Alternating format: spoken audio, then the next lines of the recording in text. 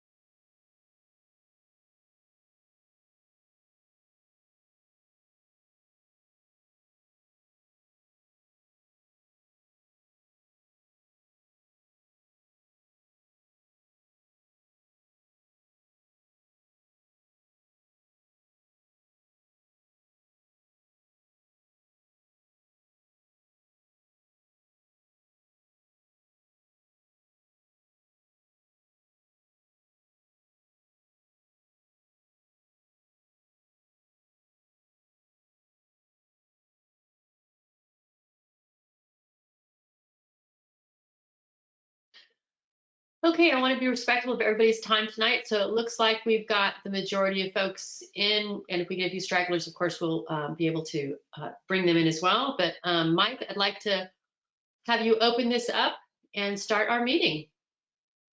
My pleasure. Thank you, Kendall. And good evening, everyone.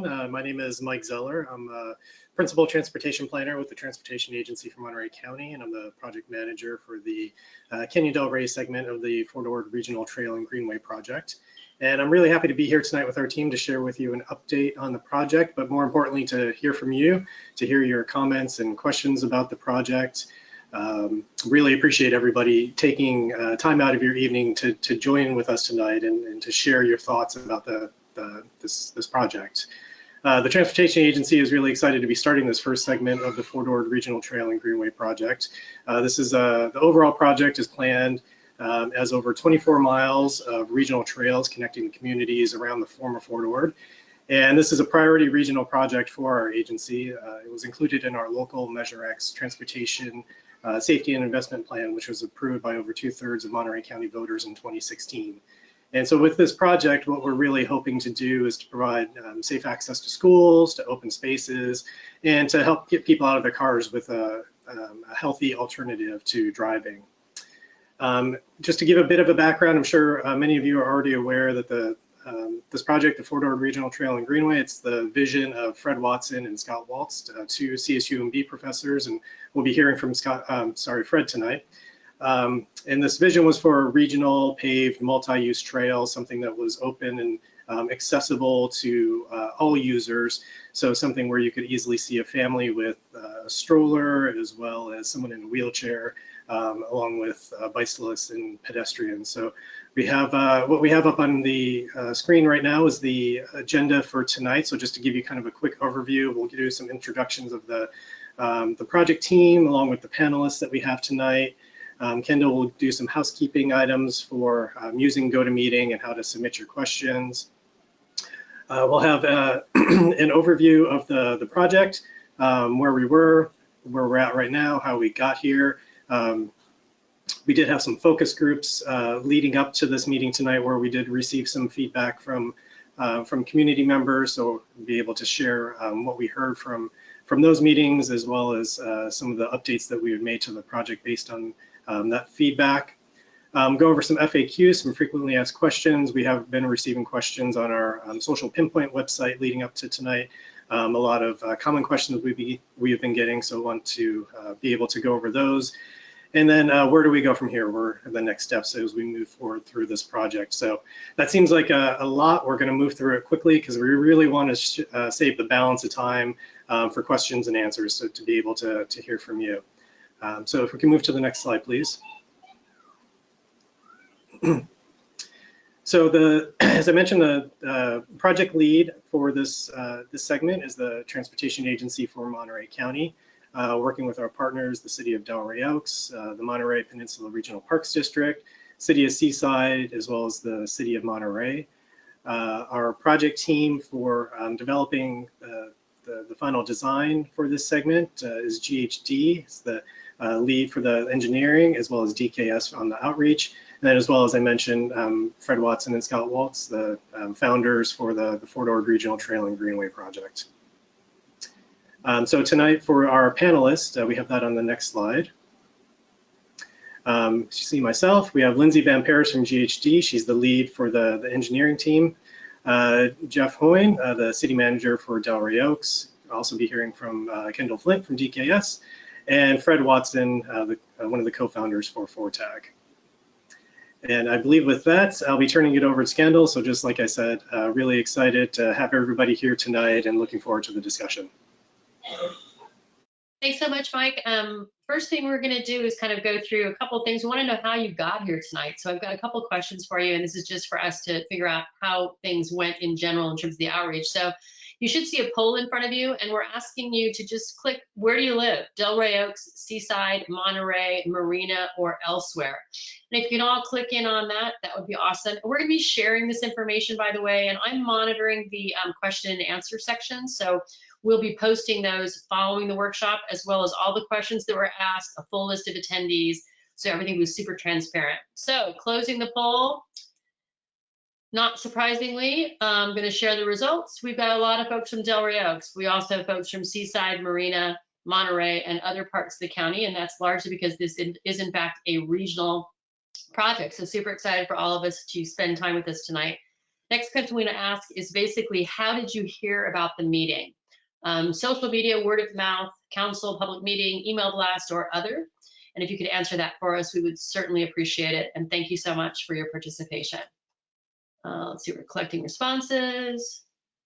I got to say, it must have been good because we've got over 90 attendees right now, plus 11 staffs. We're over 100 people on tonight's meeting, and we anticipate that number to grow. So, okay, I'm going to close the poll right now and share the results. Social media, word of mouth. So as we know, our efforts are basically multi-channel, so lots of things going on with that. So let me go now to the back to the presentation. And Lindsay, can you take me back to the presentation? I'm going to close the poll. Let's see here. I'm stuck in poll.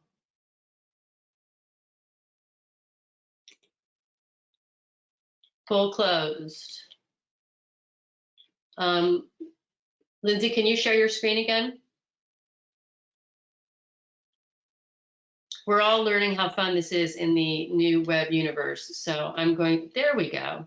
And Lindsay's going to pull that up again. There we go. So let me go over some of the ground rules tonight. And I want to say straight up, there's going to be some concerns on this, but I want to make sure you know how we're doing this. First of all, if you look over, there's a guide there. And when we get to public comments, which is going to be a little different than we normally do it, when you have a public, you want to say something, you're going to raise your hand. You can see there's a small little icon there that allows you to click on that and raise your hand. And once you have done that, I will be calling on you, and each time I'll ask you to unmute. I'll unmute you and ask you to mute yourself. Because we have so many participants tonight, we are limiting that to 1 comment per person with a 2-minute limit. And that's really to get as many comments as we can. You can also send comments or questions in the question and answer box. If you go to the next slide there, we can show where that looks like. On that particular slide, you'll see that you can answer the question and we can respond in real time tonight. For those that we don't have an answer in real time, we'll be publishing those to the project website and we will go through those. I know there's a number of questions that are shared by residents on different areas within this community or have similar content. We're only going to answer each question that is the same once, but we will capture all the folks that have asked that question so that you guys can know how many people asked so that we know what's going on with that. If you go to the next piece, that'd be great. Next slide. So moderators and panelists, about every 10 minutes, this is a very about kind of thing. We're going to take public comment and then we're going to take little breaks between that will allow Lindsay, Steve, Mike, and the design team to address those comments or concerns so we can do that in real time as we're moving through. I want to make it super clear though, I'm already looking right now, we are well over 100 attendees. So this will not be a 4-hour meeting tonight, which it would need to be for us to hear from every person individually. That being said, we have a project website that has a great interactive tool, so you can leave comments for us there. We'll also be sharing my phone number, my email, Mike's, and Lindsay's. So feel free to reach out to us individually. And all these comments can continue to be submitted through July 15th.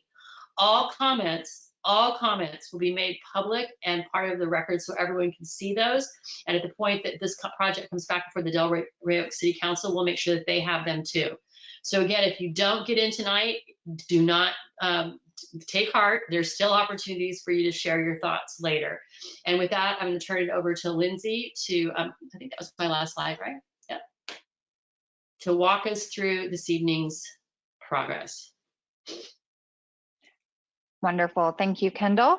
As you all have heard, I'm Lindsay Van Paris, manager for GHD, and walking you through kind of how we got here, where are we going from here. And again, I'm going to be brief and hopefully we'll be able to touch just the high level pieces and then we can get into more detail as you have questions. So again, here are just some resources, Mike's email and phone number, as well as Kendall's.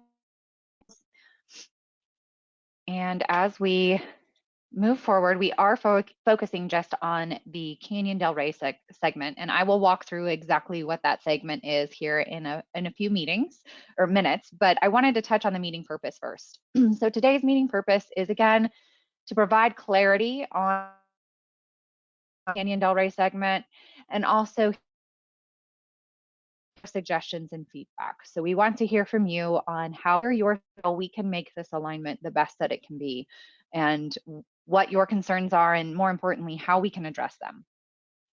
So today, you can share your comments by dropping a comment in or question into the question pod at any time, or live Q&A at the end of the presentation.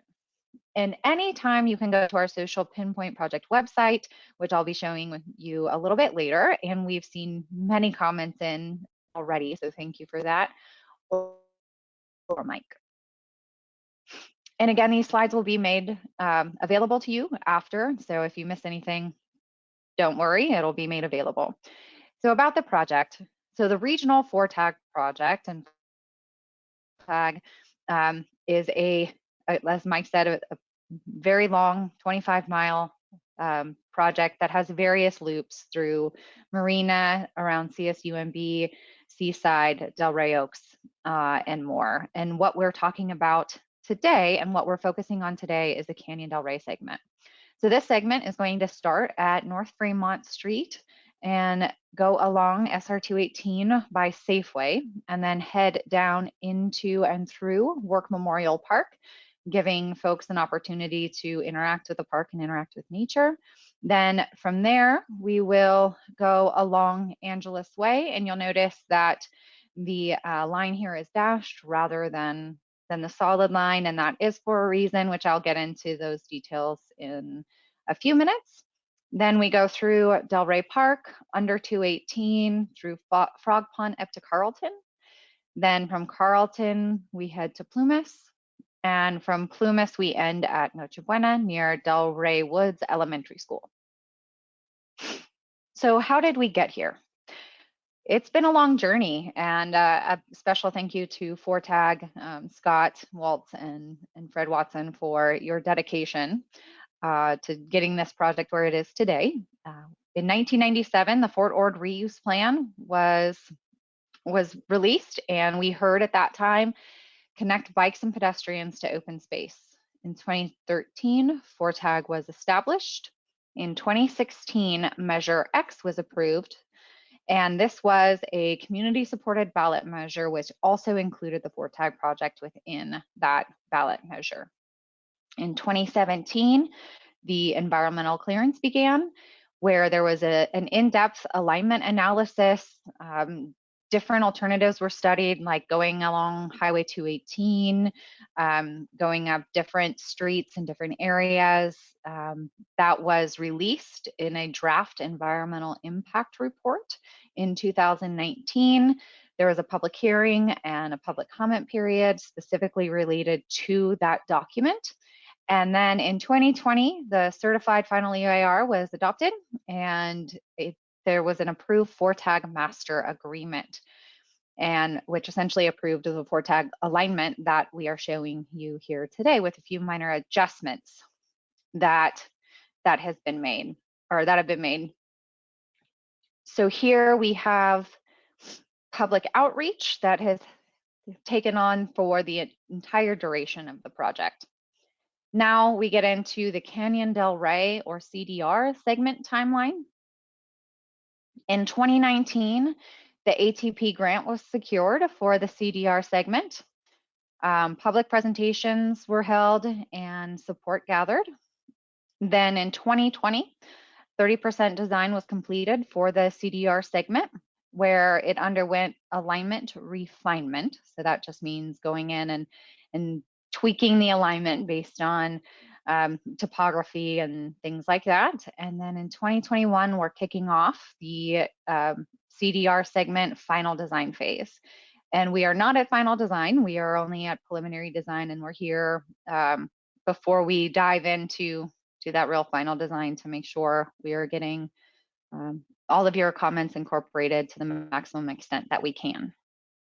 So again, we're here doing outreach and more refinement. and doing public outreach in various different forms throughout this whole process. So let's take a moment and hear from our partners. First, we will hear from Fred Watson. Thank you, Lindsay. So along with Scott Waltz, I'm one of the co-founders of FORTAG. We started on this in 2013, and we've been voluntarily working on it ever since. As was mentioned, it's a very long trail system, about 30 miles in total once you combine the coastal recreation trail that it connects to. Tonight we're focusing on the bit in the red box here, the segment 1 in Canyon del Rey, but it's part of a much bigger project. One of the things that FORTAG is our way of addressing some of the major social themes. Next slide, please. Major social themes of our time, including sustainability, climate change, equity, accessibility, safety, nature, education, and wellness. These are things that are very important to many of us in the community, and FORTAG in many ways is a way of doing something towards those lofty aspirations at our local and regional scale. Next slide, please. I'm going to show a bunch of slides that resonate with those themes in various ways. This is South Boundary Road. There's no way to move along that corridor safely on foot or as a cyclist. You have to use a car if you want to do it safely. And so it's an area in which we have a dependency on cars, where it's quite logical to want to be able to visit Ryan Ranch or York School, for example, if you live in Delray Oaks or parts of Seaside and Monterey. It's quite logical to want to be able to visit those places using alternative modes of transportation, but we can't do that right now. Next slide, please. This next one is on Highway 218.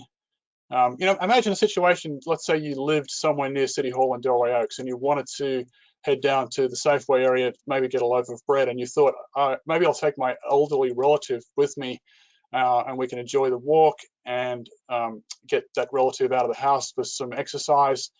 Are you going to do that on this bike lane? Of course not. It's just too unsafe. The cars are flying past and not necessarily paying attention. Right next to this corridor, there is a continuous corridor of public open spaces and public rights of way in which FORTAG is planned to run, creating a safe and accessible way to move, for example, between City Hall and Safeway along Canyon del Rey. Next slide, please. If we look, for example, at your kids, we all want to, if we have kids, we want to take them out and let them burn off some energy, get them on a bike, but make them part of that generation that will be able to choose to use a bike instead of a car once they need to take care of their own transportation. It all starts with little bike rides like this. When you do it, you don't want there to be any chance of hitting a car. Ideally, you don't want to even use a car to get to a place like this. So many of us, and especially in this canyon, live close to open spaces, but have to drive a car to get to them. And we need to create networks where we can use alternative modes of transportation. We can walk or bike from where we live to the open spaces that are right near us without relying on a car. Next slide, please. This next one is back on Highway 218. This is the Frog Pond Regional Wetland Preserve. Just many of us are familiar with this, but I want you to take a step back for a moment and just look at this situation and compare it to other parks and preserves that you might have visited and ask yourself, is this safe? And I don't think it's safe. There's high-speed traffic that's going past all the time, and you have to deal with that in some way if you're going to attempt to visit this place. And for many folks, it's just not possible, and that leads to an exclusion of a large segment of the population from a regional park asset, and that's not equitable. By the way, on that previous slide, a lot of the land that's there, in fact, most of the land that's right in front of the photo is in the Caltrans right-of-way. The park property doesn't start for about 50 feet off the roadway. So if you wanted to fix this unsafe access, you would have to get Caltrans to do it, or and that's just not something that Caltrains does. And the Park District can't do it because it's not their land. You need a big interagency, very well-funded project to be able to address this crucial unsafe access point. And that's what we've got, an interagency project with a lot of funding. This is what it looks like for a person of limited mobility to try to access these kinds of facilities. This guy has a quadriplegic injury to his spinal cord just above his neck. If he falls down, he might never get back up. This is a really precarious situation. And because of that, he's essentially excluded from journeys like this or anything more difficult. And that's not equitable. It makes it so that only some of us can get to these places. And when you're talking about city parks and regional parks right in the middle of cities, that's particularly inequitable. Next slide, please. What does it look like to have trails and nature in the same place? Can they work harmoniously? And I'm hoping you see that in a picture like this that the answer is yes. This is an 8-foot wide paved trail, just as FORTAG would be in any situation like this. It's also an oak woodland, and it has most of the elements, the ecosystem elements of a natural oak woodland. The trees are overhanging, there's a continuous canopy, there's native birds, native mammals. When you're there on that trail, you feel like you're in an oak woodland, and yet you're on a trail and there's room to pass. So that's what we're talking about here. That's what we're striving for. Next slide, please.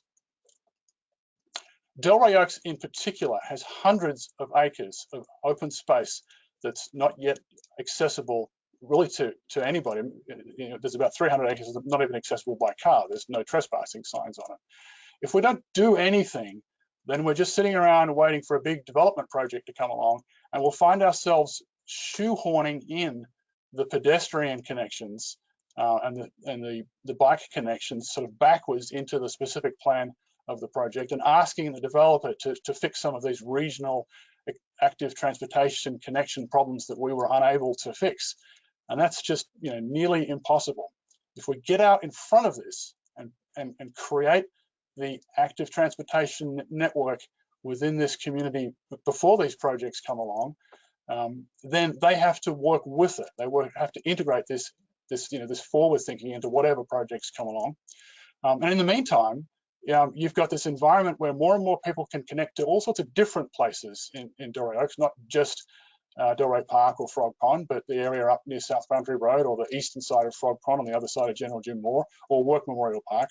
All of us can become stewards of those places, and from that comes all sorts of really cool ideas for connecting to open space in different ways for different people. And this is a perfect example right here. This is the butterfly garden that was installed by Sustainable Delray Oaks last year. I think that's just the start of a whole bunch of really positive things that are going to benefit our whole community, allow us to kind of spread ourselves around the landscape, but at the same time, not leave parts of the landscape inaccessible and underutilized. Thank you.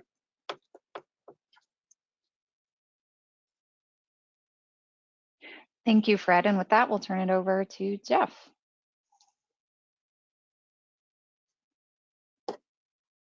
Thank you, Lindsay. Thank you, Fred. I'd like to welcome everyone. For those of you that don't know me, my name is Jeff Hoyne. I'm the acting city manager for the city of Delray Oaks. First and foremost, welcome, especially to our residents in Delray Oaks who are attending here tonight for the opportunity to get your feedback and input. And thank you to the FORTAG team and all our other partners on the FORTAG trail system.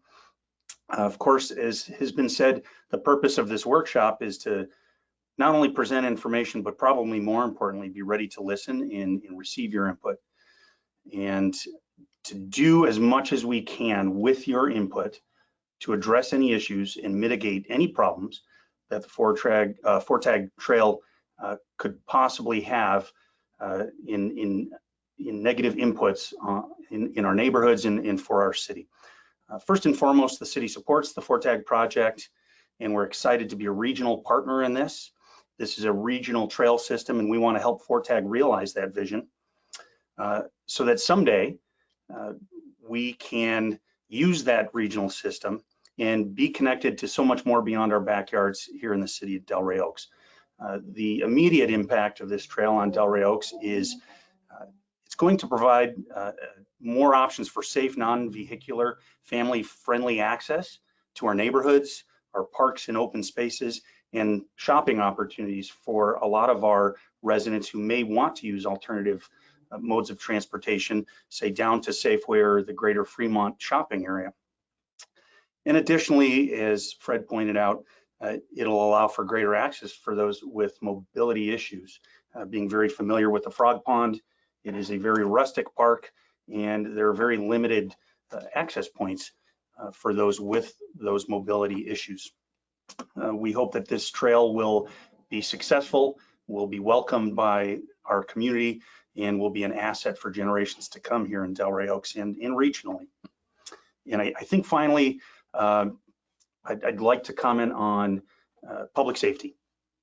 For those of you that don't know, I am a 32-year law enforcement veteran, and besides being the acting city manager, I am the chief of police here in the city of Delray Oaks. The city is doing everything it can, and the police department is doing everything it can to work with the design team to look at crime prevention through environmental design. We're reaching out to other jurisdictions that have these regional trails, have issues such as tunnels, lighting, parks, going through neighborhoods, whether it's traffic safety, safety from crime, the fear of crime. We're doing all we can, and we're looking at ways to mitigate some of those issues. And just a couple already. We've purchased an ATV in the last couple of years to patrol our open space and parks. We're looking at options for electric bicycles for our police officers to patrol not only the park, but make it feasible for them to go through the park, through the trail system, yet still respond to calls in a timely manner should they get called away. We're here for your input.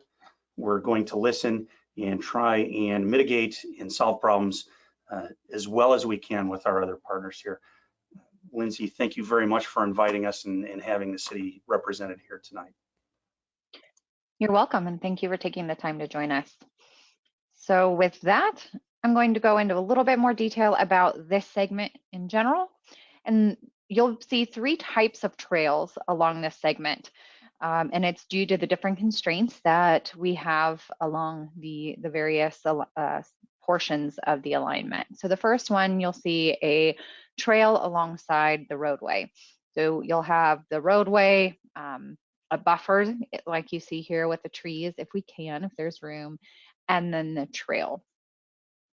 There'll also be a shared use path, which is going to be used in more of our open nature spaces, and then a shared roadway. And that I'll go into a little bit more of the details on that here in a moment. So starting at North Fremont, we have future trail connections located here to connect to existing planned trail projects. Then we have a proposed protected trail crossing. So what does a protected trail crossing look like? Here's an example where the green is where the trail or cyclists will cross, and then you pull back the regular crosswalk, and that is where pedestrians will cross. And it just creates a more safe intersection design approach. And then we are going to be protecting the bus stop and providing a right turn lane into the Safeway parking lot. And this segment will be the trail along the roadway stop type of trail. And then as we move off of being adjacent to the roadway and into Work Memorial Park, you'll have more of that natural shared use path. We are planning to reuse as much of the existing haul road that you see. If you can see my mouse down here, we'll use as much of the existing haul road as we can in order to minimize impacts into Work Memorial Park. And then we come up around behind the tennis courts, down in between the butterfly garden and the tennis courts, and then out towards Angeles. Then once we get to Angeles Way, we are going to provide wayfinding signs at the beginning and the ending of this segment and provide a shared roadway. This was in direct response to the feedback that was heard during the environmental process. We were originally proposing to do similar to what I showed you at Safeway, where we had the trail adjacent to the roadway, but based on comments, that was removed, and we are proposing just a shared roadway with wayfinding signs. Now the trail alignment will dive into the Delray Park. And again, we'll look at more of the shared use path, natural area, kind of really tying into the natural environment. We are also proposing sidewalk improvements from City Hall to the existing bus stop. So that'll just be a widened sidewalk. And from there, we go to our tunnel underneath 218 and into the Frog Pond. So I will stop and kind of address the tunnel here. Quickly, we are going to make it as short as possible and as direct as possible, as well as wide and bright and inviting as possible. We are also, this is a potential future connection for the continuation of other segments of the FORTAG, the overall FORTAG trail. And here are some visualizations that we put together of what this will look like. So if you are, this is if you were standing in the police station looking at the tunnel, as you'll see on this next slide, the tunnel, this will be an opportunity for public art within the tunnel to make it really inviting and welcoming and safe. The exact tunnel type has not been determined at this point. We are conducting our geotechnical investigations to understand better the soil parameters and working through what that tunnel will actually look like. So here's just a few of examples of tunnels, pedestrian tunnels that have been constructed. This is another one, similar. Obviously it's during construction, so it's not lit at this time. And then these are the more corrugated pipes, or the kind of the open, this one is round and open and allows for more light to enter into the tunnel. Then once we come out of the tunnel, we are going to be going through or into the Frog Pond and then back up to 218. And here, this brown dash line is the existing walking path. We are protecting that in place and not impacting it. We are going to provide a new connection. It'll be a narrow connection with decomposed granite, similar to what the trail surface is of the Frog Pond, the walking trail in Frog Pond. And then we've reduced the footprint. This dash line that you can see up here was the footprint that was analyzed in the environmental document. We've really shrunk that up. And then I'll give you some perspective views. So the first one that you'll see is looking roughly from here. And the second one is looking from this position. So I will blow these up. This is what we are proposing. Again, the wall type, the railing type is not set. That's open for negotiation, or well, not negotiation, but it is still up for selection. And we're really trying to nestle into the hill and into the built environment without impacting the Frog Pond, and still protecting that view shed and protecting the Frog Pond. Here's another view as you are looking on the trail towards the tunnel. And this is a video rendering showing what it will look like. And as you can see here, this is a metal option. For the hand railing, we are looking at a wood option and some other options. This shows the connection into the Frog Pond as you travel around.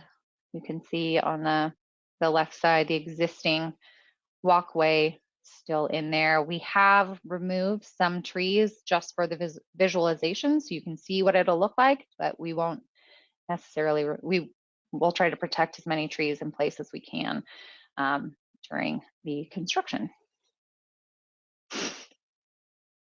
Now, the next segment of the alignment is Carlton to Plumas, and here it is going to be the trail along the roadway and the enhanced crossings. And here is an example of the type of feedback that we're looking from you. We have had some focus group meetings on particular areas, and we are planning to have 2 more. But what we heard from the residents on Carlton is protecting the trees and making sure that we are minimizing the impacts on that. And so that will involve meandering the trail a bit and staying within this general alignment, but meandering in and out to protect these trees in place. And that will be reflected in our revised alignment, which I'll show you here on a timeline, what that process will look like. But before I did that, I wanted to address some questions that we've been hearing. Will lighting be installed along the trail? Lighting will be installed at key safety locations like the tunnel or at street crossings as needed. They will be the downcast lights, the protected and to protect the night sky and potential other locations. And we're looking feedback from you on if there is a location you feel would benefit from lighting. A lot of questions on where is the funding coming from. It is a bunch of different funding sources, Measure X taxes that I talked about before, grant funds from the California Transportation Commission for active transportation. So that's the ATP. You'll hear me talk about that. And what security measures will be installed. There are various that we are looking at, and we want to hear from you. We are working closely with the City of Delray Oaks and their police department to make sure that we are providing safe facilities. A term that we engineers like to use is safety through environmental design. So we are looking at ways to design this so it is safe for all users of all ages and all abilities. Some examples of the security measures are the lights that I spoke about in the tunnel, potential for putting in CCTV cameras that connect directly to the police department, installing those concave mirrors that you see going around turns sometimes up at the, so you could see into the tunnel from parking on 218, so an officer doesn't even have to get out, providing the trail width wide enough for the police to be able to respond and patrol. And currently everywhere where we are proposing this alignment is patrolled by the Delray Oaks Police Department, and they will continue to control it, and it will not add additional patrolling requirements because they already are in those areas enforcing the existing roadway or the parks and open space. How will the trail cross North Fremont Boulevard? Again, a protected trail crossing is proposed. This shows kind of a 3D view of what that protected crossing might look like. It will be signalized so that way cyclists and cars and pedestrians are all safe in interacting together. Will the trail be open 24/7? So the environmental document said that the trail it would not be precluded from being open 24 hours, 7 days a week, but local jurisdictions could change that. And so where the trail travels through parks, the trail will remain open from dawn to dusk. And where the trail is adjacent to the roadway, like by Safeway, it'll be open 24/7. We can't close off public sidewalks, but within the parks, the intent is dawn to dusk. How will you mitigate visual impacts to the frog pond? Again, it's design, material selection, mitigation planting, and removing invasive species. So as you walk through there, there's a lot of non-native plants that are within kind of the area that we're looking at for constructing the pathway. And so removing those invasive species and allowing more California native habitat to grow. Any tree impact will be mitigated per the requirements of the environmental document. And we, again, are working to minimize and eliminate as much impacts or as many impacts as we can, and keeping the existing vegetation as is. So where do we go from here? We will do we'll refine the alignment, and by refining the alignment, it's those little tweaks like moving in and out to protect a tree in place, moving 5 feet here, 5 feet there to make a retaining wall smaller, things like that. Then we'll get into the detailed design, which is where us engineers get to do what we love and get into the details and create the plans that the contractor will ultimately build. And that's where we finalize the plans. Then TAMC will put the project out to bid, which means it'll be announced and the contractors will all put in their proposed cost estimates. It will be awarded to a contractor, and then we head into construction, and from there we can enjoy the trail. So timeline moving forward for outreach, our social pinpoint site will be open through July 9th. So please make sure you get in there and put in your comments. 15, 15, 15. Thank you. This is my last slide. Then we will update the alignment with additional details that will be placed online only. We'll have technical advisory meetings, regular email updates. Make sure you sign up with your email on the website if you want to receive those regular updates. And then we'll have a presentation of progress at milestones. So again, what are we here? What do we want to hear from you today? An example, can we meander the trail to protect the trees but still provide parking? We know that the tree protection and the parking are competing and critical issues, and so we want to hear how we can get there. So again, this is just a reminder of where we are and where you can find us. And with that, I'll turn it over to you, Kendall. Thanks so much. And I want to thank everybody who's been sending questions as we've been going through this. Before we go to the hand raising, and I just want to make sure, look at the box where all the attendees are. It should be for most of you the third one down. And if you're interested in making a comment, please raise your hand so I can see it. It's a little click box. And once I see you raise your hand, then I will call on you and we will unmute and mute. But Lindsay, before I do that, I'm going to say we have a number of questions that I think would be helpful to answer up front. And they've been asked across several folks. So for the streets, Carlton and Angeles, will access on those roads be open at night? And the other question was basically related to, let me make sure I got this right. I want to make sure I do it right.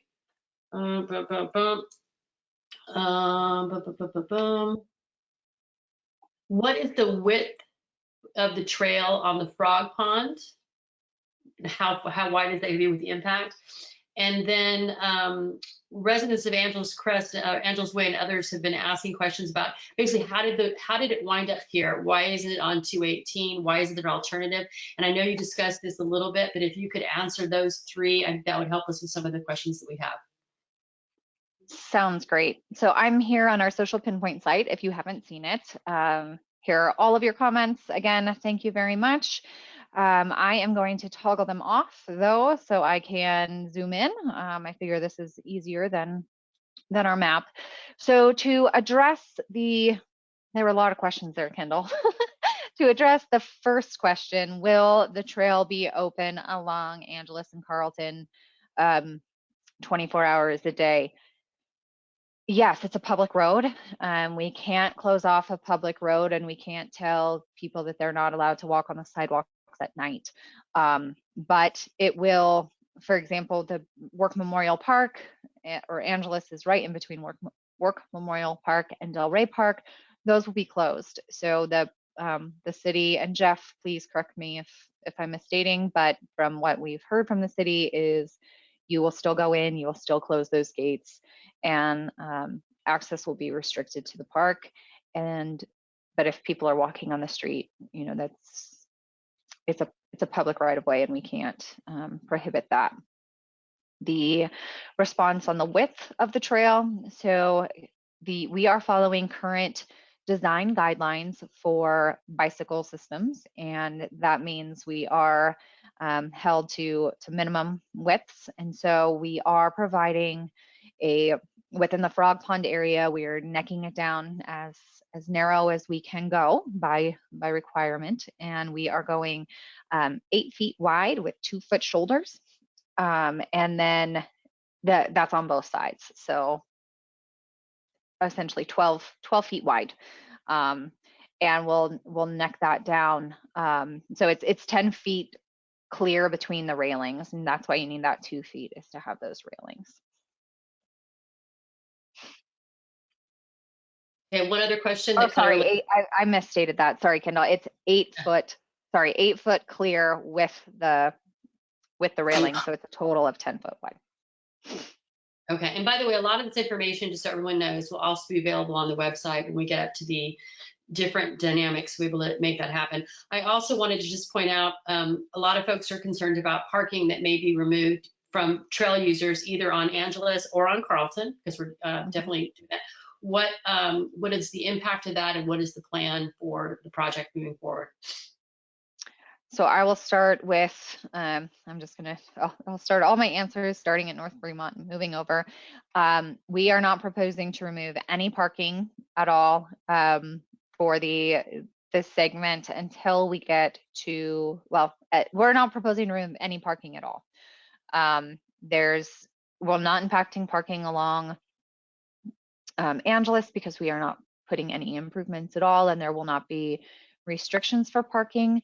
That's one of the things that we have heard from folks, is that it might be beneficial to restrict parking to a certain time, or restrict parking to permitted parking. So you can only park there during certain hours if you have a permit because you live there, or no parking overnight.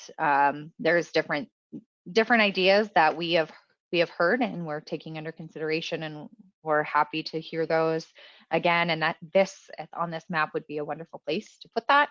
On Carlton, the parking along the east side will be protected in place. We are kind of revamping Carlton to remove the berm and get rid of that, and do an 8 foot wide parking lane, followed by 10 foot wide drive lanes. So they'll be narrower to help slow traffic down, and then the trail will be installed. And now there is no parking on the west side. But as discussed, if possible, we will meander the trail in and out to provide small portions of parking if possible, but we're not touching the existing parking on the east side. And then along Plumas, parking there will not be impacted. So the next question before we open it up for everyone else is actually one for Jeff as city manager.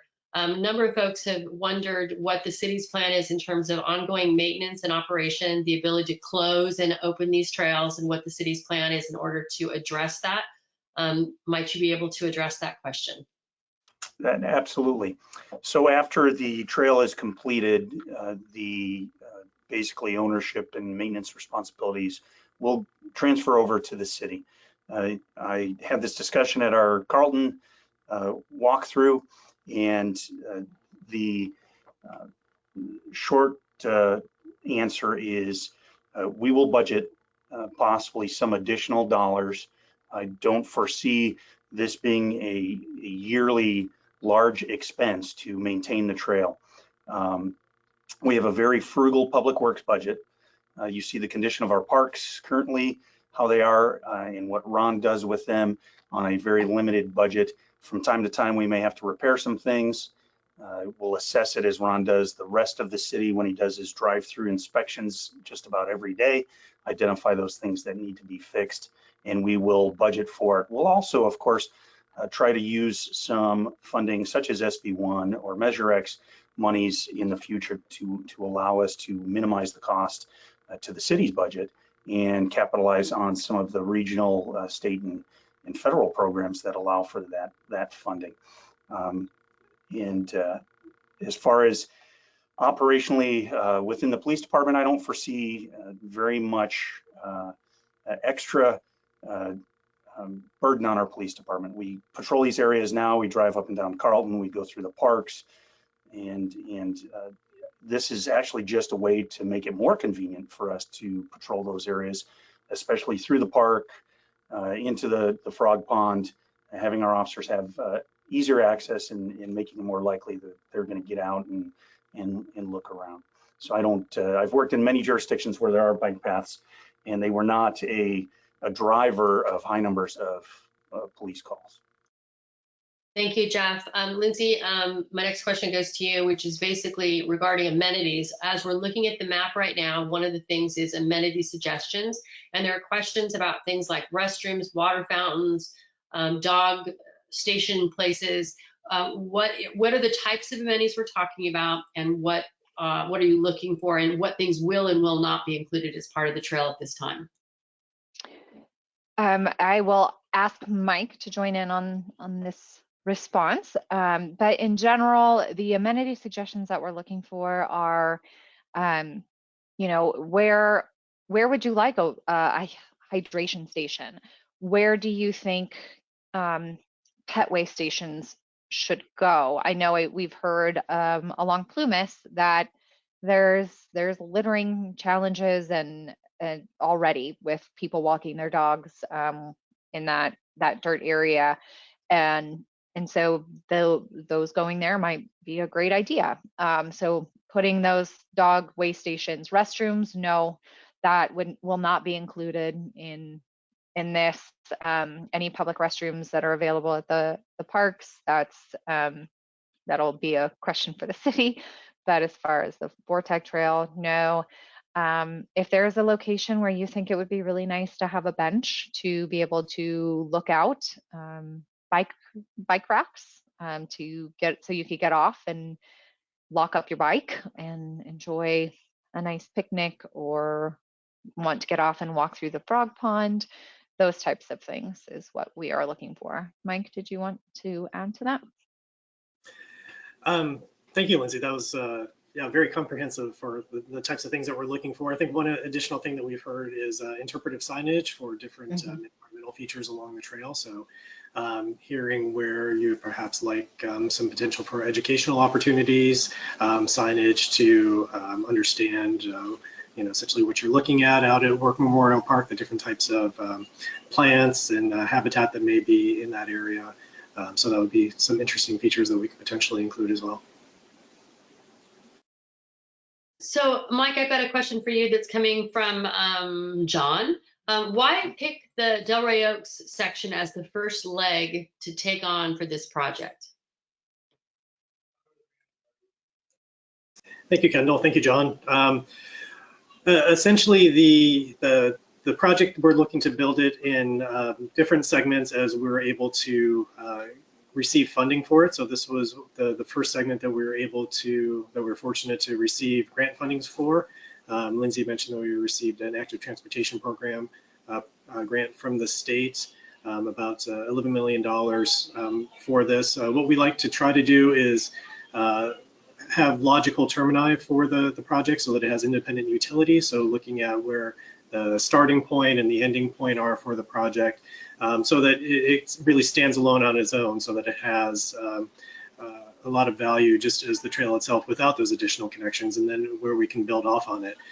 This segment in particular is really attractive in that starting at the Fremont Boulevard section, there are plans for additional connections through Laguna Grande Park. And then, as was mentioned, also towards the east side of the project along General Jim Moore Boulevard, being able to have additional connections into Ryan Ranch, and then up along into the former Fort Ord area, up towards Seaside Marina and CSUMB. So this is the southernmost segment of the project, but it has a lot of advantages to be able to build connections on, as well as just being a standalone project on its own.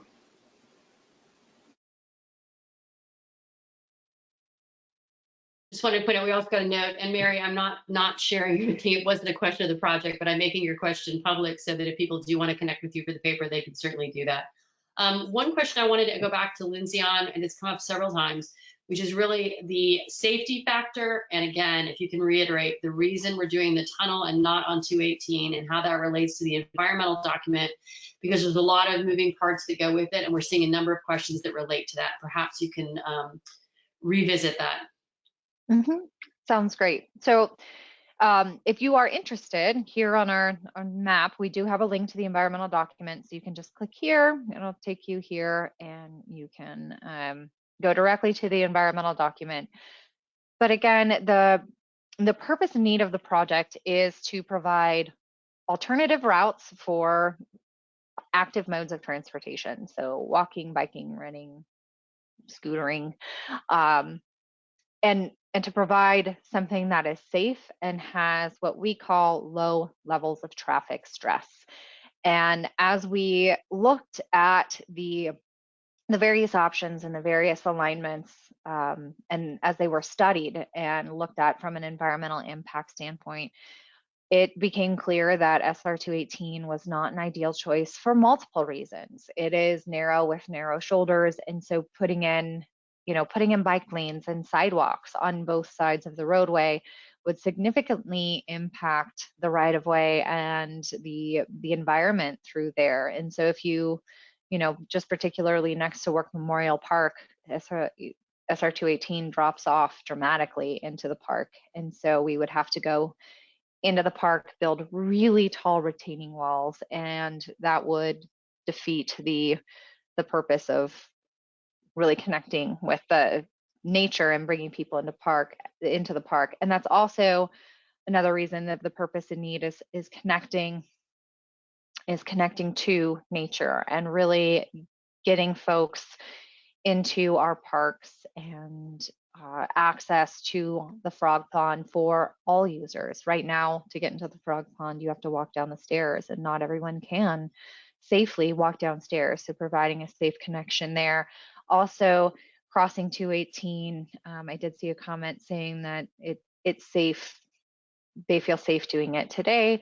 Cars do drive fast, and as you can see, it's on a curve, and so as you run across the roadway, it might feel safe sometimes. It might feel safe not at others. I know I've walked this multiple times, and I dart across feeling like I'm playing Frogger, and that's just not sustainable as this trail is going forward. We're not proposing to remove that crosswalk. We're proposing to keep it there, to enhance it with the high visibility pavement markings and put in what are called rectangular rapid flashing beacons. So that's the yellow sign that's out there now, with a little pedestrian, little man walking, but it has yellow flashing buttons that are activated when a pedestrian pushes the button. I'm going to take one more question from the list, and then again, I'm going to ask if people that are attending would like to make a comment or ask a question for Lindsay, Mike, or the project team. All you have to do is raise your hand by pushing the little hand raise icon, which is in the box there. And if for whatever reason you're not able to do that, which I think you should be, but if not, you can absolutely put it in the chat box, and I will ask that. The question is, and this is probably going to be one for Jeff as well, there's a lot of concern, especially among Carlton, Angeles, and some of the folks in Delray Oaks, that the project could result in an invitation for homeless encampments or safety issues. And the question is, what steps would be taken in order to ensure that that does not happen? And what assurances do those folks have that the city's going to be on top of it? And I see Jeff coming back. Thank you so much, sir. Absolutely. I would say that business is going to continue as usual, how our police officers patrol the city of Delray Oaks. We have a very active group of officers. We have a very low calls for service every year, and we patrol. It's very easy to patrol every single section of our city every day. Additionally, our public works does a morning and an afternoon inspection in almost all areas of the city, whether it's the roadways, our parks, and in other areas. While there can be some increases in homelessness, the ability to build encampments really is difficult in a small city like ours, because we patrol those areas. We take the harm to the environment that some of these encampments can have when they get too big, or when there are fuels or fires that are started in some of them. We take that threat to the environment very seriously. We use all the tools that we can to enforce all of those regulations. We are more prevalent on all of our city's streets in locations than many other police departments. And we also provide resources and information and make other arrangements for homeless people who need our assistance or who will take our assistance when we run into them. You see a very low level of encampments and homelessness in Delray Oaks because of that philosophy and because of our ability to patrol our our neighborhoods and our program for outreach when we do come in contact with homeless to give them and provide them with other resources as we can and as is necessary. Okay, thank you very much. I'm going to go now to the public comment. We have people with their hands raised. I'm going to start with Cheryl Campos. I want to remind you all, and I'm not being mean, I'm not being arbitrary. You're going to have 2 minutes. Cheryl, I'm going to unmute you, and I'm going to use my trusty timer from my iPhone because that's all I have to deal with. So Cheryl, I'm unmuting you now, and you should be able to unmute yourself. There you are. Can you hear me? Can I hear you? Yes, thank you. Okay, Cheryl, your 2 minutes are starting now.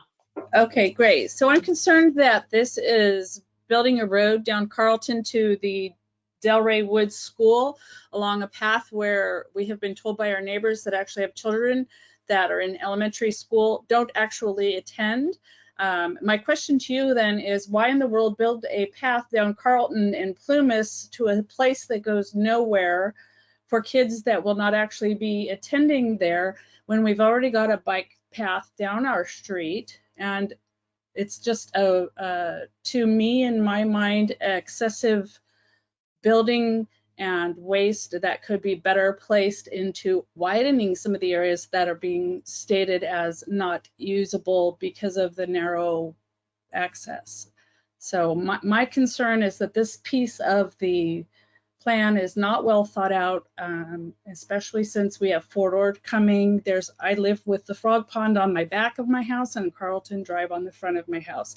And this is going to change the area on both sides of my home and greatly affect myself and my neighbors. And I'm quite concerned that this is a poor choice of the path. And I just want to be clear, I'm not against a rec trail. I think it's a fabulous idea. I just think that the choice of our road is inappropriate. That's it. Thank you very much for the comment. And I realized I was not sharing the timer countdown, so I will do that in the future. I'm ready to say 30 seconds, but thanks, Lindsay. Yeah, you're welcome. We're going to go next to Carol Rojas. Rojas, please reset. And then I'm going to unmute Carol. Make sure she can unmute herself. Unmute. Carol, can you unmute yourself? Yes, you're there. Now I'm muted. Thank you so much for coming back. Please share your wisdom for 2 minutes. Okay, my name is Dave Rojas. I'm the husband, and I am concerned about the discussion we've been having about the tunnel and the highway. I'd like to remind everybody that that highway is exactly what it is, a highway, and it has all kinds of services in there and big trucks. For those of you who live here, you know that the speed limit is continuously ignored, and that presents a problem. That's why I really support the tunnel. And I don't know why there's been a discussion as to not have we can't have the tunnel. Can you clarify why? We're at the point now where we are actually taking comments on this, and the tunnel is a suggestion that came out of the environmental document. So thank you for your comment. Do you have anything else that you want to add to that? Not at this time. Okay, thank you so much for participating. We appreciate that. I'm going to go next to Kendall, Connie. before you unmute, I just wanted to reiterate, we are hearing all of your comments and we will respond to them. We are going to take a few comments and then we'll take a break. The team will respond to a group of comments and then we'll get more people. We just want to hear from as many of you as we can and not take time up just talking. But we will respond to your question. I just wanted to reiterate that. Right, after every about 5. So Honey, I apologize if I say this right. Honey Sites, I'm unmuting you. Are you able to use your audio? Honey? All right, we'll go back and check on Honey in just a moment. Let's go to Holly Hamer. Holly, are you able to speak to us now?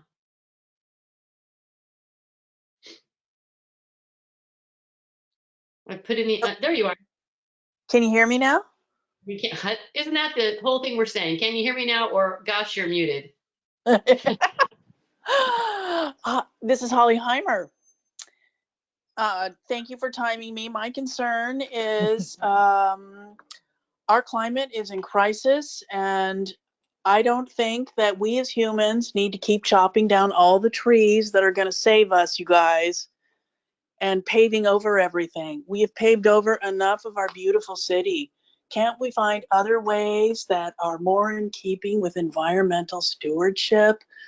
One of the things that is so wonderful about where we live is we have bobcats and mountain lions and deer and turkeys, and we have a crisis on our hands with no water coming and our fire danger. And I think we need to be real smart before we cut down any more trees.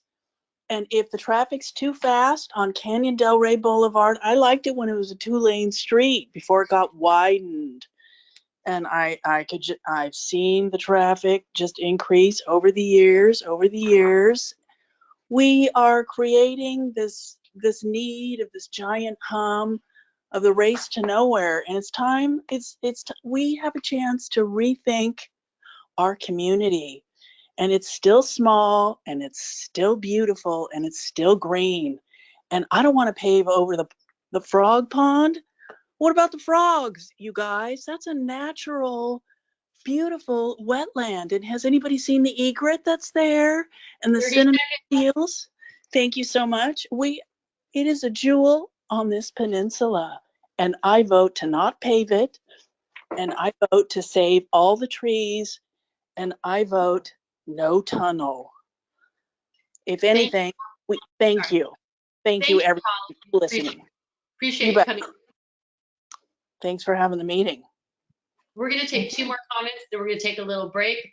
So I'm going to mute Holly, and we're next going to Kathy. And I apologize, Kathy, I can't tell what your last name is, so I can't see it.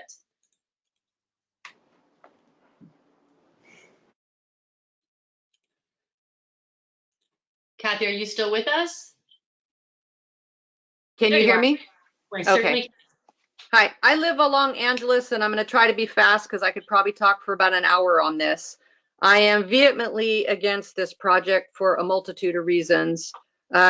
Chief, I applaud your 32 years in law enforcement. I personally have 34, and they've all been locally. I have dealt with homeless populations, and you've totally understated what is needed to combat the problem. There are moratoriums on what we can do with camping laws. We have to rehouse. You have to store their property. You have to legally evict them. You have to remove their property. It's a mammoth project, and it's expensive. Let me start over. The homeless issue, this will assuredly come into our area with this connecting to Laguna Grande, Safeway, the bathrooms at the park, and the tunnel.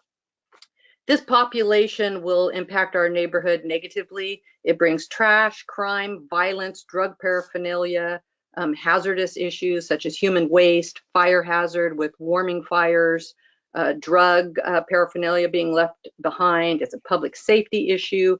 It's going to tax our police department. It's more booking fees. These people often have to be checked out at the hospital before they're booked in county jail. That is a cost that the city will have to burden. It's just a really ridiculous idea to think that a city that is in such poor fiscal shape can take on more of this. The tunnel is also going to be an extreme hazard. This is going in a flood zone next to attractive nuisance that floods the park. The park has been closed. Again, I could go on forever, but I'm going to be running out of time. It's not well thought through. Just saying you're going to plan to do something to mitigate is not good enough. Have the solution before you move forward. Sorry, I did not know it was going to make noise. Sorry about that. One more before we go to break, so to speak. Lusa, I'm going to unmute you. 2-minute rule applies once we can see the green light that you've got your mic on. Oh, There you hi. are. Hi, I'm Tim Hogan. I'd like to question, is Delray Oaks ready to police the bike paths? I'm talking about bicyclists that violate the law. They travel faster than the speed limit. They go through stop signs. They have, at night, there could be tremendous noise violations, trash. And my wife has been run over by bicyclists at Fort Ord.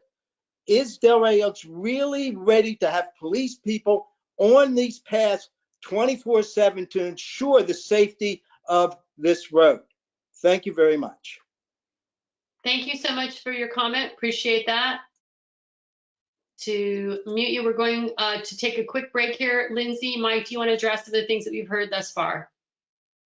Sure, I will go in order of what we heard. Mike, I'll go ahead and start with one response, and then if you wanted to add anything, or anyone else on our panel, if you want to add anything. The first one was on Carlton and having the trail that connects to the school, and was that done for the ATP grant? Well, again, the point of the project is really to connect people, and we know that the students use the park system. So after school, the students at Delray Woods will go to Delray Park or Work Memorial Park, and providing a safe connection for them to do so. Also, yes, it does dead end there now, but again, this is just the first segment, and we are proposing to move forward, or we are not, but the whole FORTAG alignment proposes to connect to this, and other bike trail projects are going to connect to this segment as well. For example, the city of Monterey, they have a project that is going to be connecting to this along North Fremont Boulevard. And so there already are future connections proposed for that. So I think that that is my response as to why we're connecting to the school. Mike, did you want to add to that? Yes, I just wanted to elaborate a little bit more about the students at Delray Woods. The improvements along Plumas Avenue are geared towards being a safe routes to school type of improvements, so putting in additional crosswalks to make it safer for the kids that are walking to school. So it's not necessarily just people going from 218 up Carlton to Plumas. It will be folks coming the other direction as well, so families from Seaside, as Lindsay mentioned, wanting to visit the Frog Pond or Delray Park, and giving them a safe way to be able to do that, to cross under 218 without having to take your family across a high-speed highway.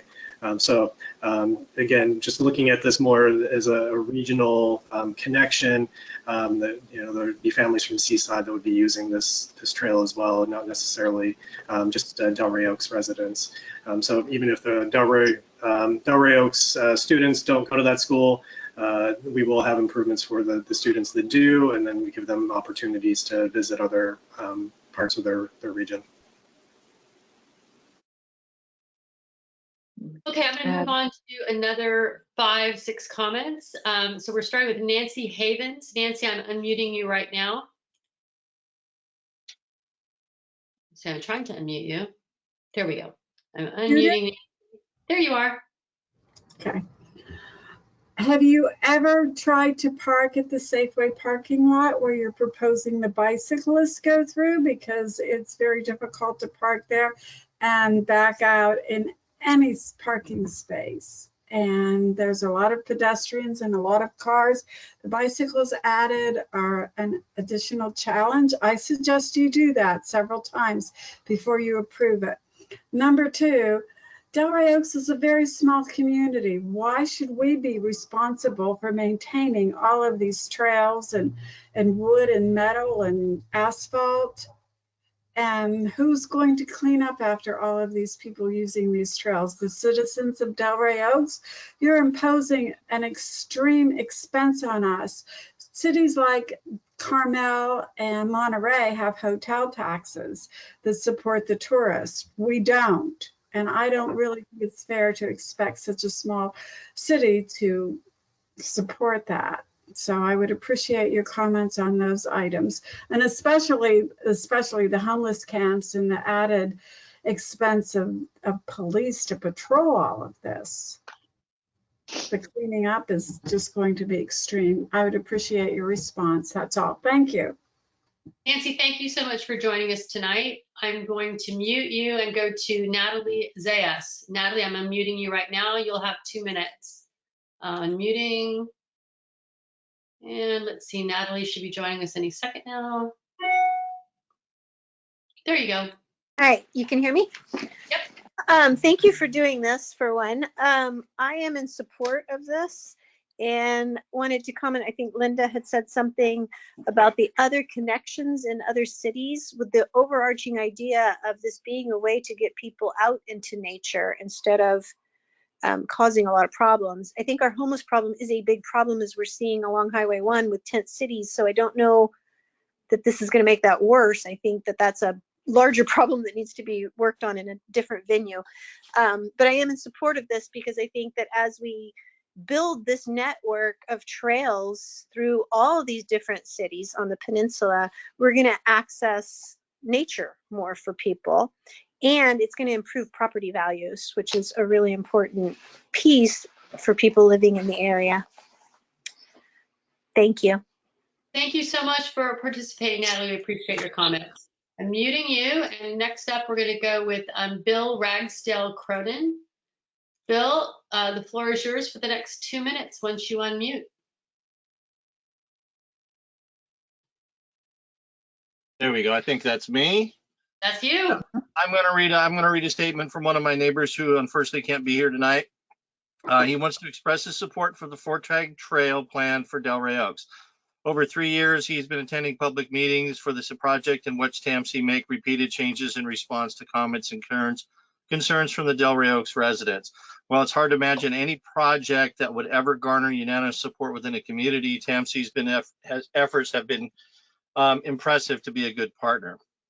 I have seen increasingly gloomy predictions about what the bike pathway would bring to Delray Oaks: homelessness, crime, drugs, none of which has been supported by any objective data. While he doesn't have any data either, he wants to share his personal observations, routinely rides his bikes from Delray Oaks to Asilomar to Marina through the FORTAG Monument, and does not see problems with crime or trash on any regular basis. Other than a small stretch along Highway 1, which is that has some trash and homeless encampments, which is unlikely in any location in Delray Oaks due to the police department presence. What I do see are a lot of folks of all ages, including many families, out enjoying the beautiful area and getting some exercise. Much has been made of comparisons to the Fremont bike path, which is characterized as the path to nowhere, but that is incredibly misleading. It is also a first segment and the connection to 218 that is currently being planned. However, what retractors always leave out is that the Monterey Fremont improvements leveraged money for their bike path to replace aging traffic signals, drainage, sidewalks, and other infrastructure within that corridor, also making them ADA compliant. Likewise, Delray Oaks has the opportunity to leverage this project to realign Carlton and restore the curbside parking that was lost, improve safety of the Carlton Work 218 intersection, provide a safe way to access the frog pond, including ADA compliant access improvement to existing sidewalks, crosswalks on 218, and finally a safe way to cross 218. Thank you. Thank you very much for getting that in under the wire, so I didn't actually have to mute somebody before they finished. Patrice, we're going to be going to you next. Patrice, I'm unmuting you now. You'll have 2 minutes, and your 2 minutes starts right now. I feel like a game show host now. Your 2 minutes start right now. Ta-da! Hi, I'm a Saucedo resident, and I'm very excited about this trail. I used to ride my bike along 218, but I won't get on my bike on that road again. So now I have to put my bike on my car to go for a bike ride, which is ridiculous. I think the homeless issue is not going to be a problem. I think fear is what's motivating people who are concerned about that. We have a great police force, and they do their job superbly. There will be very few trees taken, at least at the frog pond. I went on a walk the other day with Scott Waltz there, and I don't think we're going to lose much in the way of trees in that location, and nor will we lose many along Carlton, if any at all. Because of climate change, because of the crisis that our planet is in, we have to find ways of moving around and being outdoors, as Natalie said, being in nature without using our cars. This is no longer an option. This is a requirement. And I think that the route that that's been proposed is fabulous. It's going to go right behind my house. Am I thrilled about that? Not exactly, but it's the right thing to do. This isn't about us individually. This is about us as a community. Thanks so much. Patrice, thank you so much for joining us tonight. Next up is going to be Patricia Yurus. Did I say that correctly? I'm going to unmute you now. You'll have 2 minutes. Yes, you do. Pardon me. Thank you. Go ahead, Patricia. Hi. One of my questions is, did we think of bringing the bike path down from General Jim Moore down Broadway, down even as far to Del Monte, where Del Monte Boulevard has already been upgraded, their bike path? And then the other question that I had, and I know I have only two, but it was related to, so sorry. I can't remember what the other question was. I wrote it, but anyway, so ask about Broadway is what my question is. And that's all. Thank you so much. We've got just a few more before we're going to go to the response from Lindsay. Next up is Roberta Freeman. Roberta, I'm unmuting you right now. So you should be able to chat for 2 minutes.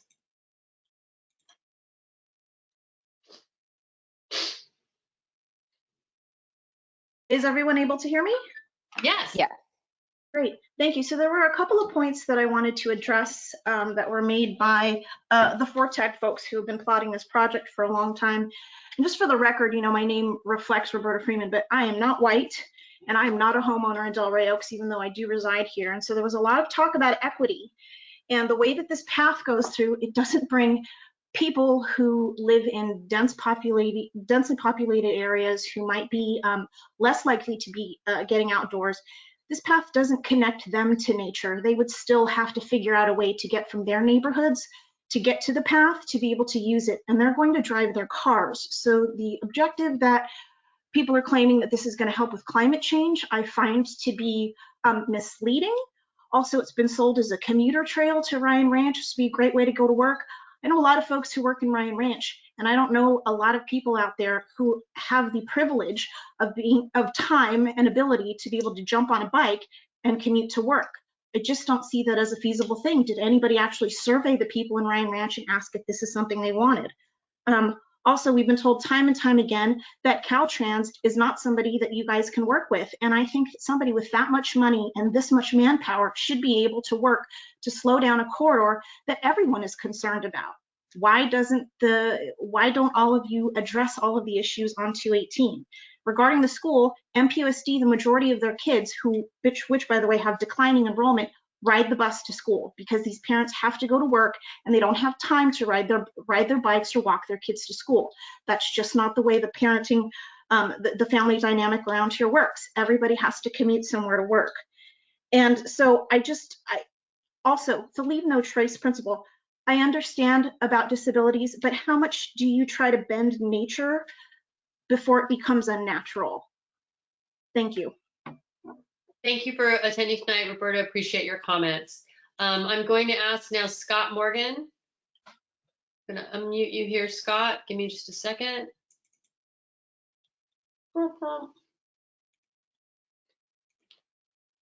And Scott, as soon as you go green, you've got 2 minutes. Here you go. Hello, thank you for having me.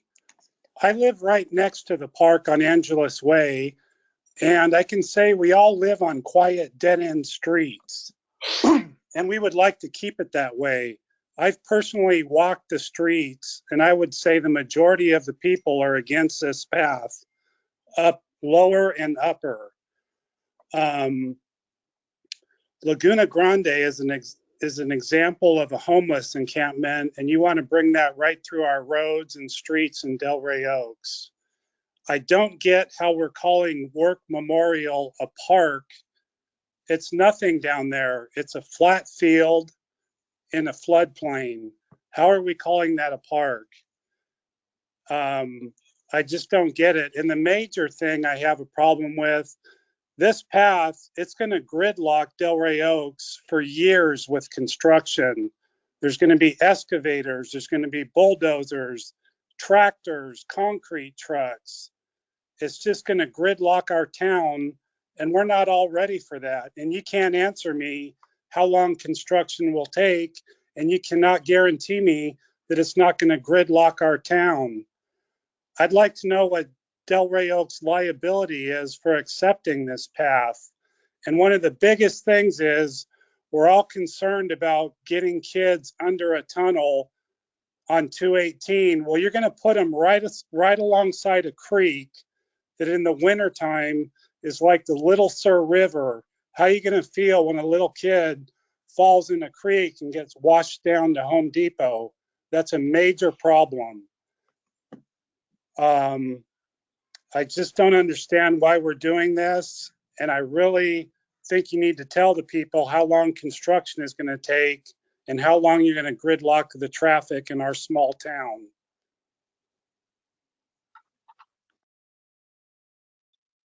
Thank you, Scott, for your comment. I'm going to go with Hans Hoffman Jr. now. Hans Hoffman, I'm unmuting you right now.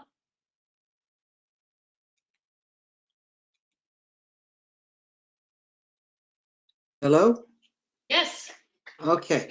I just have a couple of comments. Couple comments, persons back.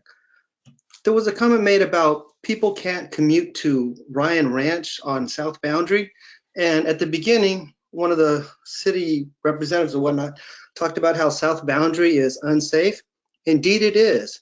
And that's because years ago, it was safe to cycle on there.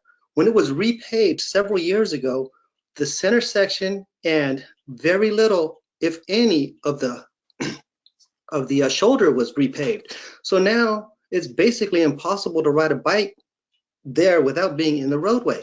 And that's a pet peeve of mine. It's gotten better in past years when repaving projects have happened.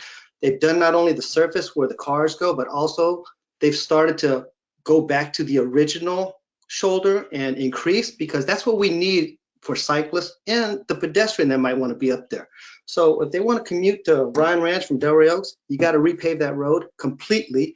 And also to the engineers, e-bikes are here. They are multiplying, they are getting faster, and they're also being used by people who are not necessarily skilled cyclists. I'm not the engineer, so I throw this out to you. These new trails and paths that are made, we need to be able to design in natural elements to reduce the speed of these very fast vehicles being controlled sometimes by people who don't know how to control them. This is going to be a major safety issue, which is just going to expand. And I just want to see things designed and developed in a safe method so that everybody can enjoy it. Thank you. Thank you so much, Hans. I'm going to stop for a second here and allow Lindsay and Mike to respond to some of these. We've got just a few more comments left. And just, you know, we are going to extend a little behind our 7:30 deadline in order to accommodate those requests. So Lindsay, did you want to address some of the comments that we received in this batch? Yes. So we heard, well, I'll just start off by saying thank you for those who expressed your support. I'm not going to address each one of you, but thank you for that. For the folks that had questions and comments, I will take a few minutes to go through that. The comments about the climate and crisis and environmental stewardship, the fire danger, and chopping down trees and paving the roadway. What we have done or attempted to do with our alignment is really take all of that into consideration. And we are, you know, from Canyon Del Rey Boulevard, or from North Fremont along Canyon Del Rey or 218 all the way to Safeway, we're within the existing built environment. And then once we go into Work Memorial Park, we are proposing to, again, utilize the existing haul road that's there so we don't have to impact the environment. And we're narrowing the trail where we can in order to not impact natural environment. We've done several surveys that I've identified sensitive plant species, trees, wetlands, waters of the state, waters of the US, and it is our goal to not impact them if impacting them is inevitable. We do have mitigations that we must meet with the project, and I cannot tell you what they are now because we don't have the count on how many trees will be removed. But I can tell you that we will provide that information. We will provide how many pieces or how many trees are being impacted and what the mitigation is for those. If a wetland is impacted, where is that and what is the mitigation? And we do have to go through the least environmentally damaging alternative, or the least environmentally and damaging alignment. And so if we can shift and meander around a tree, we will. We want to provide the connection to nature and maintain the existing natural environment.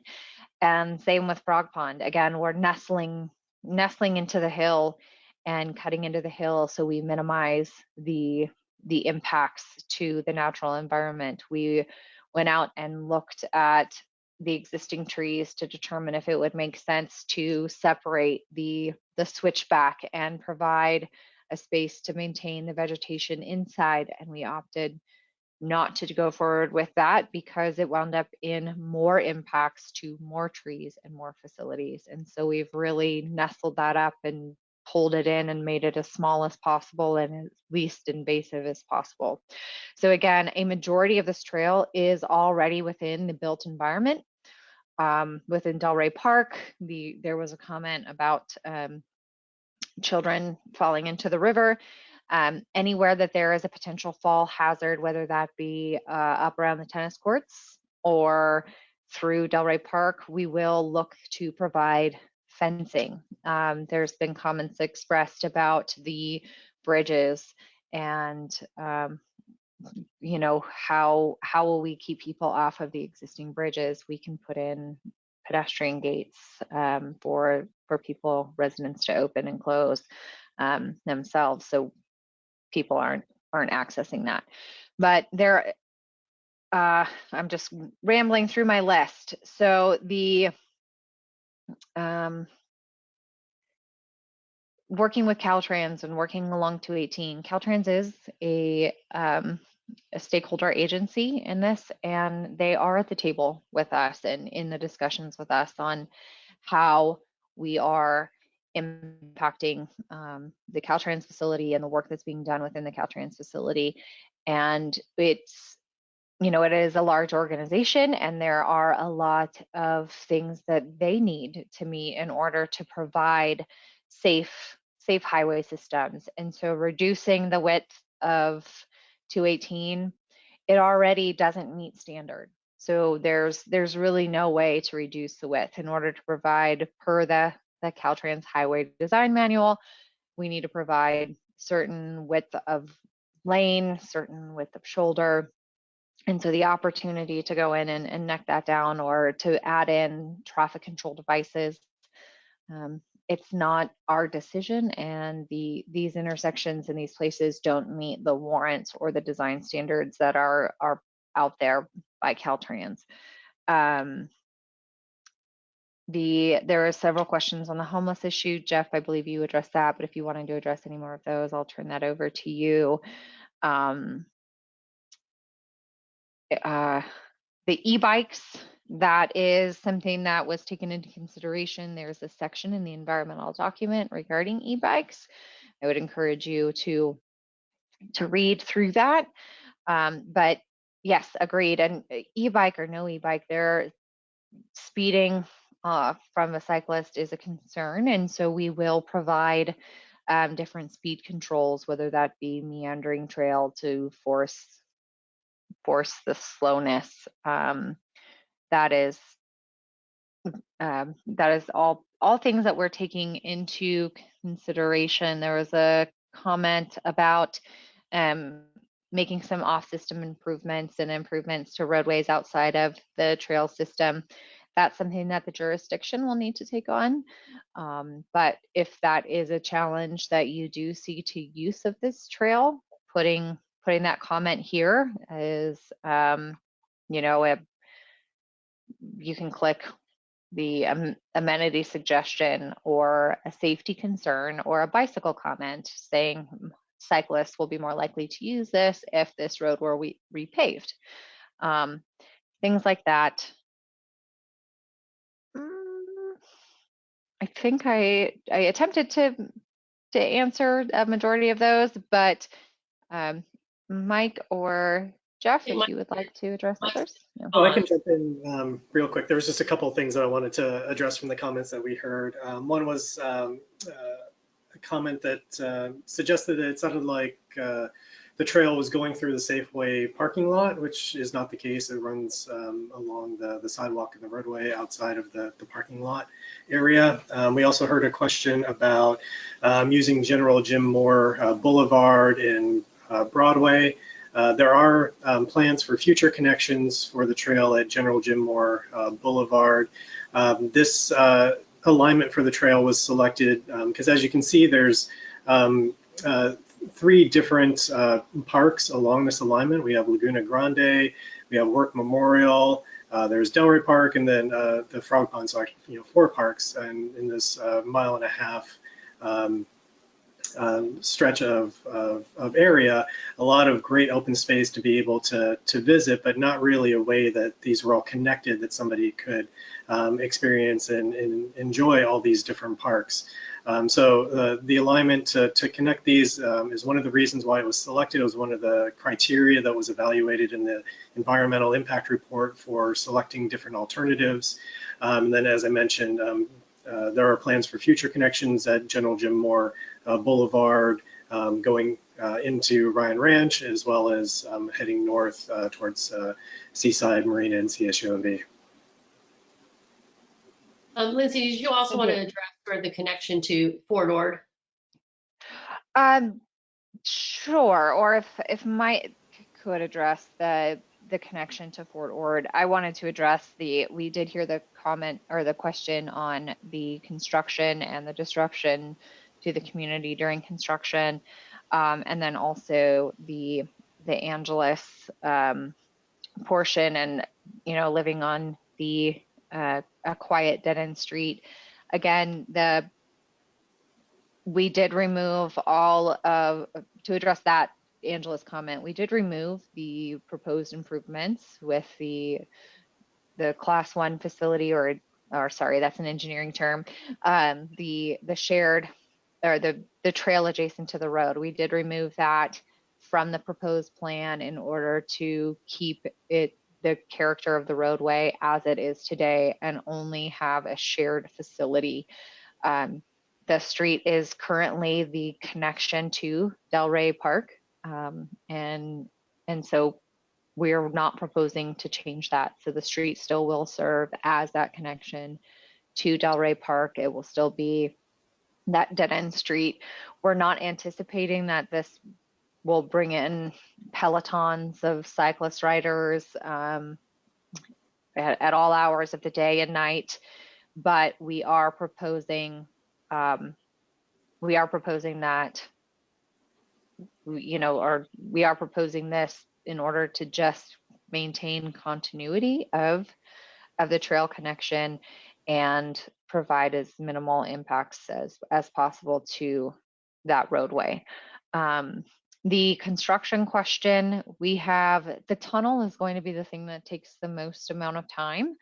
And we're looking at 4 different options right now on construction methodology or material type, things like that. So I can't give you a direct answer, but on average, we're looking at about 10 months to construct the tunnel, being conservative and keeping traffic operating at all times.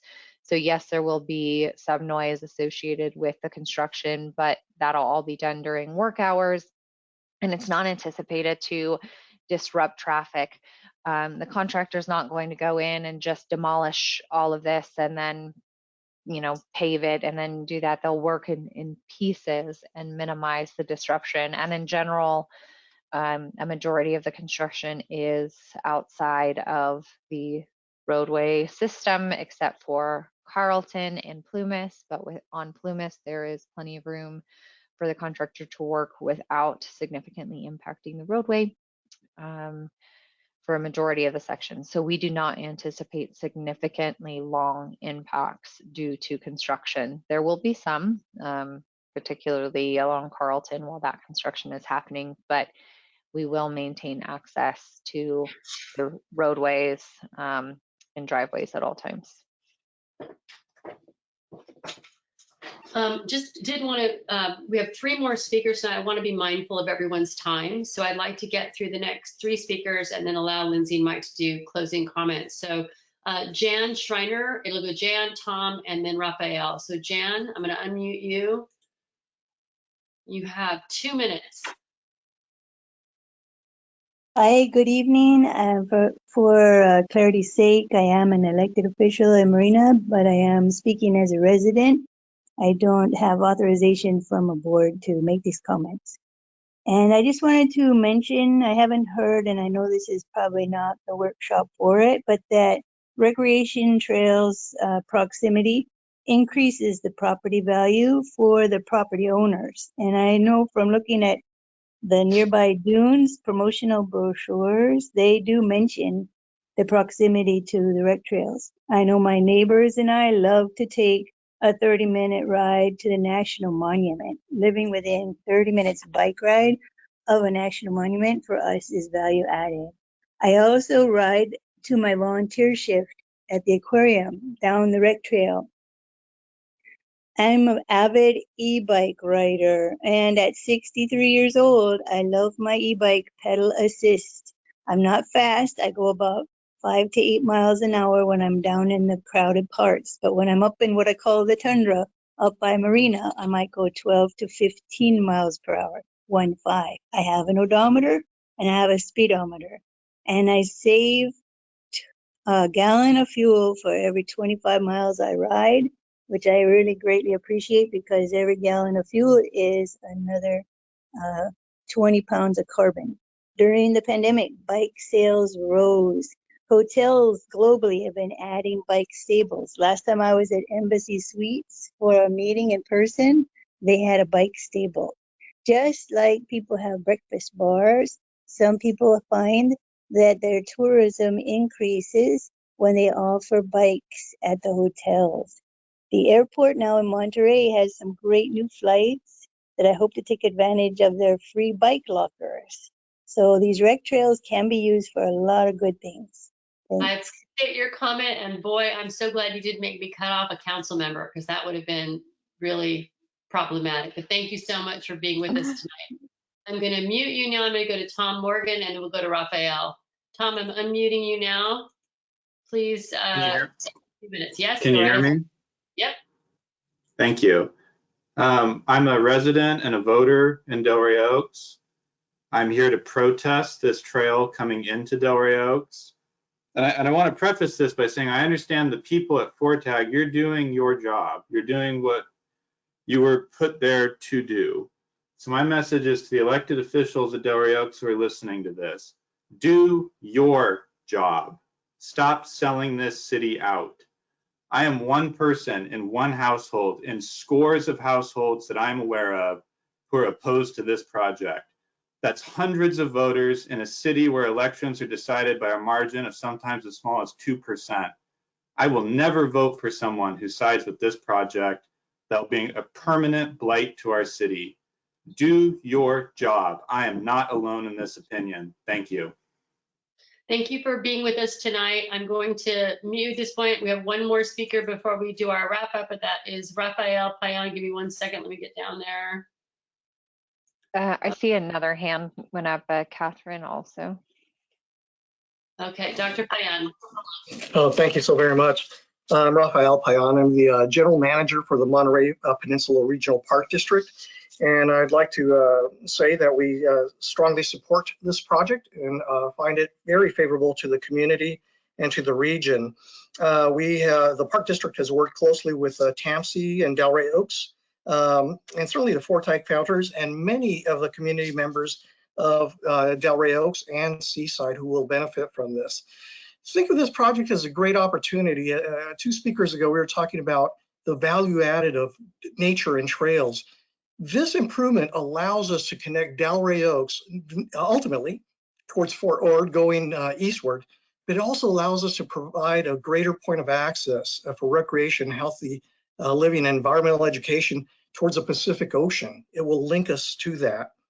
You know, ironically, sometimes we think of construction development as negative. Many times, like this project, is a project that goes and corrects things that may have not been as good as they could have been initially. And so again, in looking at this project would help with not only the park and protect it, but would also help enhance the community's health, economics, and again, even the environment. This project will allow us to go in and take out a lot of invasive grasses, a few bushes in here and there, but go back and do the restoration effort and reintroduce a native habitat. We'd also like to expand Frog Pond ultimately to the east and perhaps have another tunnel under Jim Moore Boulevard that would allow your community to gain access to Fort Ord and all of that area, and Ryan Ranch, as was mentioned, without ever having to worry about going on a surface crossing. Julia Pfeiffer is a prime example of a great tunnel that is across a highway that is being used by the public. And if you want to see a really good project, please look at the Loop in Tucson, Arizona, a great environmental trail project. I'm so sorry. I am going to now go to Karen Harris. Karen, you have 2 minutes. I'm unmuting you. We've just got a couple more. Let's see. Can you? Yeah, Hi there. Can you hear me? Yes. Oh, hi. I'm on Rosita Road in Delray Oaks, and I back up to the Greenbelt to the Airport District. I'm in support of the FORTAG Trail because I think it's a really great idea to connect people to nature.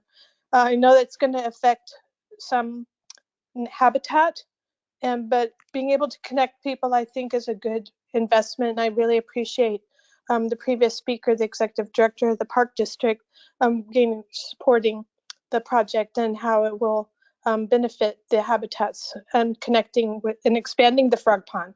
I also am very supportive of the butterfly garden with Sustainable Delray Oaks and having that as an amenity to the trail, and educating people about integrated pest management is important to me. So having that there would be great.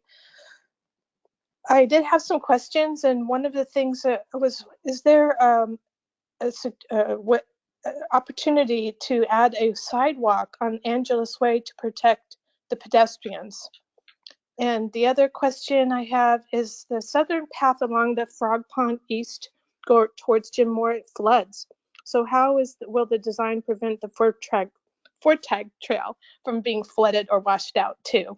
So I look forward to continue working with you and making this the best project possible for our community. Thank you. Thank you, Karen. We appreciate that. I'm going with Catherine Crockett. Catherine, I'm going to unmute you now. Start your 2 minutes.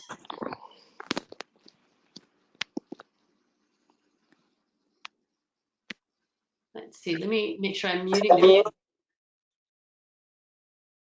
Unmute request to Catherine. Catherine, can you unmute? Okay. There you go. Yes, I'm from Seaside and I support the proposed design for this FORTAG segment. I'm particularly in favor of the design that places part of the FORTAG Trail along Plymouth Avenue and Carlton Drive.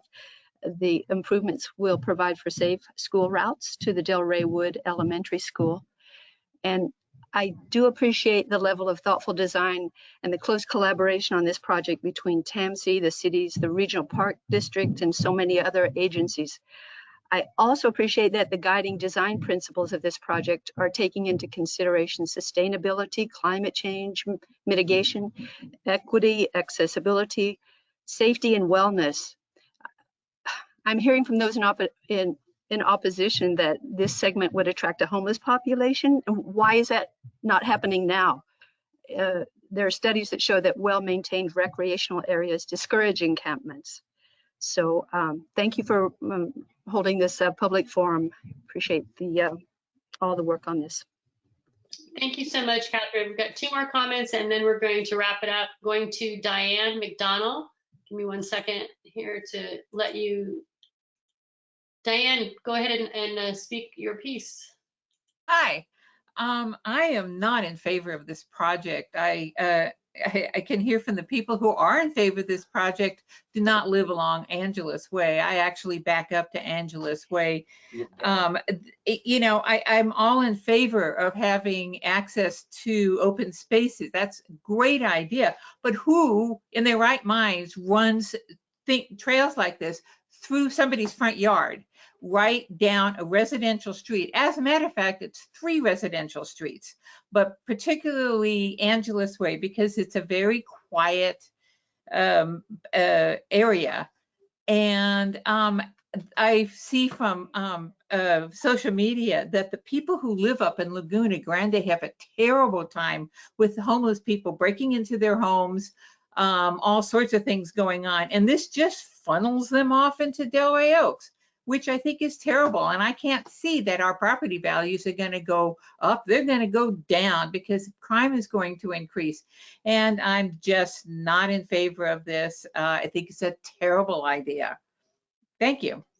Diane, thank you for joining us tonight. We're going to have 1 more comment before we turn it back to Lindsay and Mike. And that's going to be Victoria Lucido. Victoria, oh, I tried to unmute you and I couldn't do that. Let's see. Victoria, I see your hand up, but I'm unable to unmute you. I don't see a mic. I don't see a mic. So, Victoria, I want to make sure that you understand that basically, if you can't make your comment tonight, you can absolutely join us on the project website. You can call us, you can email us, you can send a letter. But I am going to call it at this point and turn it back to Lindsay and Mike for next steps. And really, I want to thank everyone for coming tonight. And I apologize for having my camera off the whole time, but I was trying to save the bandwidth. But again, all of your comments are really important to us. We really appreciate you taking the time because we know you have lives. We're going to be publishing all of the comments and all of the questions that we got tonight. We're going to try to get answers to as many of them as we can. This is a process. So we will be asking you to visit our project website. You can reach out to Mike Zeller. You can reach out to me. And I think many of our friends that were on Angeles or on Carlton, feel free, reach out. And also those of you that are in other communities that are supporting this or not supporting this, let us know. But we're looking now at the enhancements to the design. So Lindsay, you want to wrap us up with next steps? Yes, I will. So the next steps that we will be, again, collecting comments on our social pinpoint site, which you can navigate to by going to the project website. And we'll be collecting those comments, looking at what we can incorporate, responding to the comments, making those public on the project website. Again, we will be releasing updates via our email or email blast. So please put your email or give us your email by either emailing Kendall or Mike or on the project website. From there, we will move forward with the design, go into final design, and then ultimately to construction. And then with So that, Mike, I will. Final closing thoughts on that tonight? Yes, thank you, Lindsay and Kendall. Again, just really appreciate everybody spending your time with us tonight. I really appreciate all the thoughtful comments that we've heard and the questions. As Lindsay said, we'll, if we didn't specifically get to your question tonight, we will be compiling everything and we'll post the frequently asked questions and make sure that you get a response to the questions that you had. So again, just really appreciate everybody's time and thoughtful comments. Appreciate sharing the time to share your comments with us, and look forward to working with everybody as the project moves forward to really come up with a final design for the project that everybody can be proud of and is really an enhancement for the community. Just want to point out again that this particular workshop will be posted online. So if you have friends, colleagues, neighbors that weren't able to attend, they can watch the entire thing.